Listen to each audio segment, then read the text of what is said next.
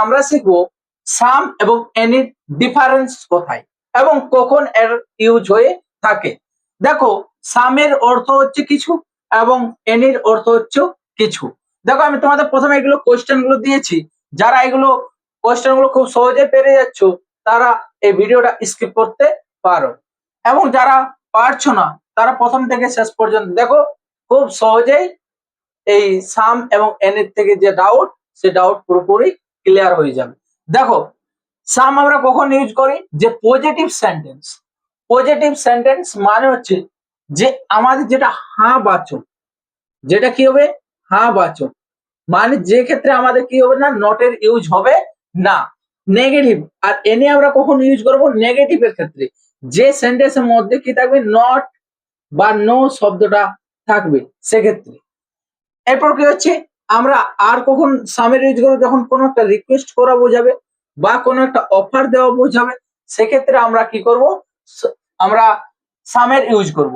এবং এনি কখন ইউজ করব? দেখো, এনি হচ্ছে কোনো কোয়েশ্চেন, কোনো কিছু প্রশ্ন করা। ধরো আমি তোমাকে বললাম যে, যেমন দেখো আমি যেগুলো উদাহরণ দিয়েছি সেগুলি দেখো আগে। দেখো এখানে কি রয়েছে? আই ডোন্ট হ্যাভ সাম মানি।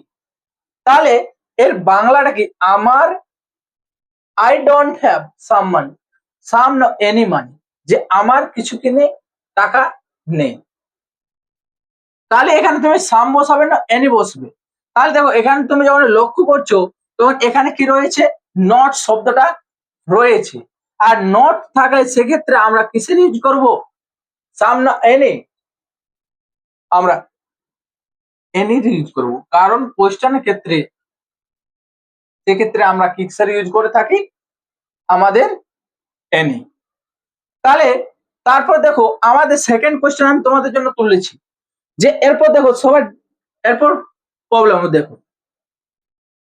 তাহলে এটা এটা সরি, এটা নেগেটিভের জন্য ছিল। এরপর দেখো এখানে কি রয়েছে? সবাই দেখবে যে কোয়েশ্চেন মার্ক রয়েছে।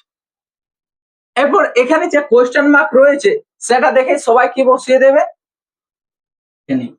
কিন্তু এখানে এনি বসবে না। কারণ হচ্ছে যে এখানে এনি কেন বসবে না? তোমাকে আগে সেন্টেন্স, একটা কথা বলছি, যারা ইংলিশ মানে শিখতে চাও তাদের ফার্স্ট কিছু ওয়ার্ড মুখস্থ করতে হবে। ওয়ার্ড যদি তোমাদের না থাকে তাহলে তোমরা কখনো ইংলিশ পারবে না। এটা হচ্ছে রিয়েলিটি, যে যার ওয়ার্ড মুখস্থ নেই তার কাছে ইংলিশ খুবই কঠিন। তাহলে দেখো, উড ইউ লাইক কফি? তাহলে এখানে তুমি কি করছো? ওকে একটা অফার দিচ্ছ। তুমি কি কফি খেতে পছন্দ করো? তুমি কি কফি পছন্দ করো? তাহলে এই যে তুমি ওকে একটা অফার দিচ্ছ, সেই অফার দেওয়াটা কিন্তু এটা কি রয়েছে? কোয়েশ্চেন মার্ক ওয়েতে রয়েছে। তাহলে এটা তোমাকে সেন্টেন্সটা যদি তুমি না বুঝতে পারো তাহলে তুমি এটা কি করে খুব সহজেই ভুল করবে। তাহলে এখানে আমাদের কি বসবে? Some no any? সাম। কি বসবে? সাম। তারপর দেখো, can I have water please? যে can I have some no any water please? এবার দেখো, ওয়াটার হচ্ছে কি আমাদের একটা আনকাউন্টেবল নাউন। তোমার দেখবে আমি একটা ভিডিওতে বুঝেছি, মাছ আর মেনি।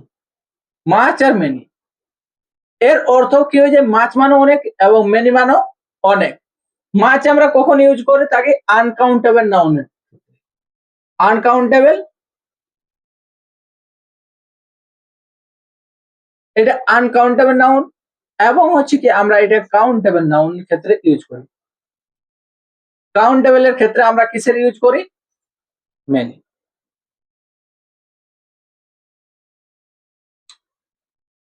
আনকাউন্টেবল, কাউন্টেবল এবং আনকাউন্টেবল এর ক্ষেত্রে আমরা কি করব? মাছ ব্যবহার করব। আনকাউন্টেবল এর ক্ষেত্রে মেনি। তো সেরকম ভাবে এখানে কি রয়েছে? এই যে সেন্টেন্স অর্ডার হচ্ছে আমাদের কি হচ্ছে? একটা কি আনকাউন্টেবল নাউন।